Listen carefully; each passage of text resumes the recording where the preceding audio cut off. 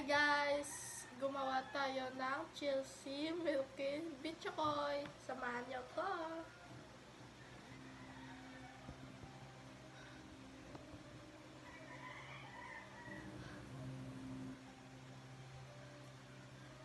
Sinaslice ko muna yung cheese.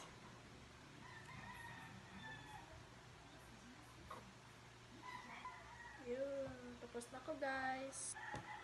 So, ito na guys, yung napaalsa naming harina. So guys, ilalagay namin dyan sa screen ang mga ingredients.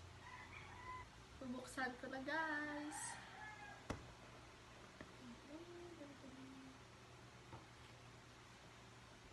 Gaganyanin ko guys para lumabas yung hangin.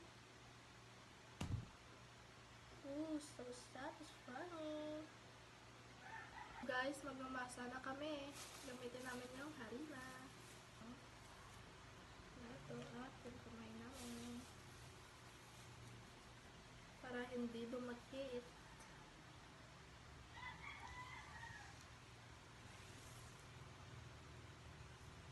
Unahin nating masahin itong mixture.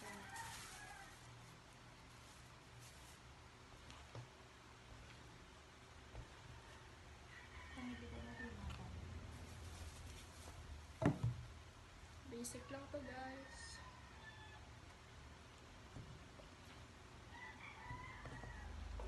So, para ulo, go. Siya yung magmamasa ng kalahati. Ako naman sa kalahati. Para mas madali. So guys, nilagyan namin ng mantika para hindi dumikit yung mga bitchokoy kasi dito namin ilalagay. Tihin na natin guys yung ating harina ng pahaba. Lalagyan natin ng cheese para masarap. Ito ang pahaba.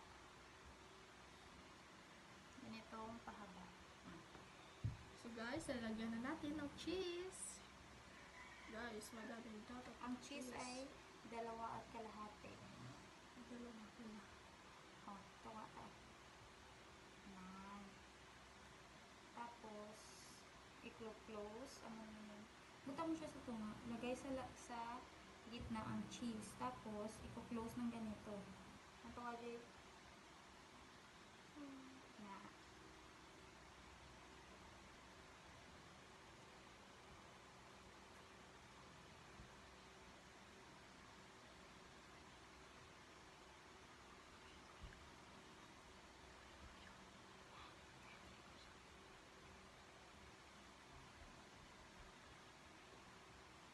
Ano sa pwede?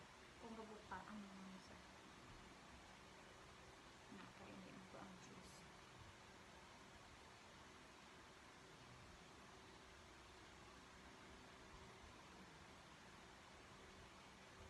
Finish. Meron na tayong unang bitchokoy. Finished product nito. Nilagay namin dito.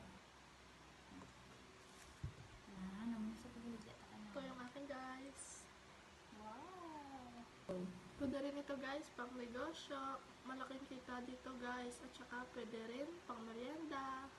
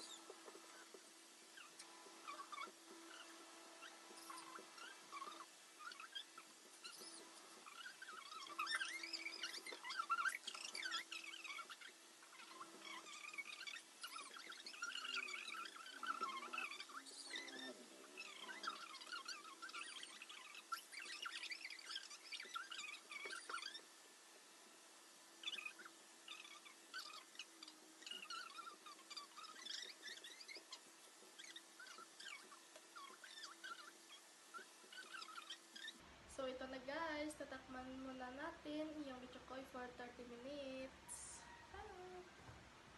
Umalsa ng aming mga bichokoy.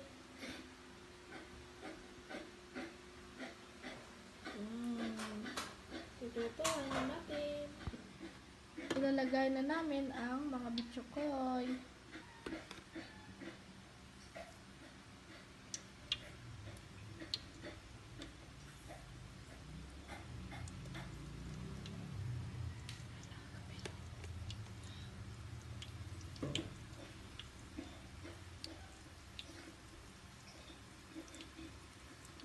Ito ang mixture ng gatas at kalamay. Ito na ang finished product ng bichokoy, guys.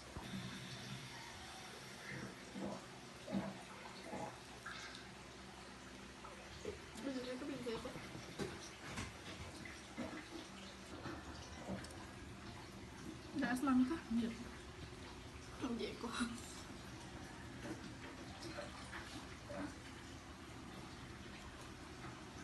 Wala na.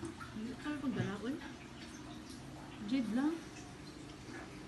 Like, comment, and subscribe. And hit the notification bells to update you sa